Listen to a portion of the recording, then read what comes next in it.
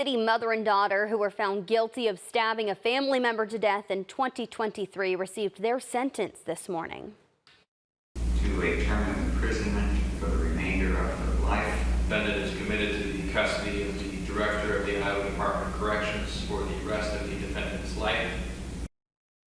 Angela and Jessica Bino received their sentences at the Woodbury County Courthouse. Angela is sentenced to life in prison for the first-degree murder of her mother, Suzette Ochibone. Her daughter, Jessica, is sentenced to life in prison for the first-degree murder of Ochibone as well, who is her grandmother.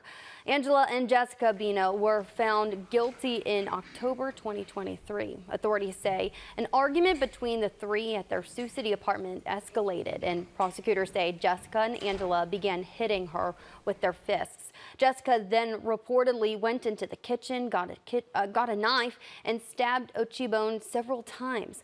Court documents say that after the assault, a witness saw the Binos dragging Ochibone to a car in the apartment complex's parking lot.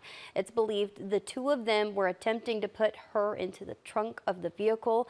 Both Angela and Jessica Bino were found guilty of first-degree murder in the separate bench trials earlier this year.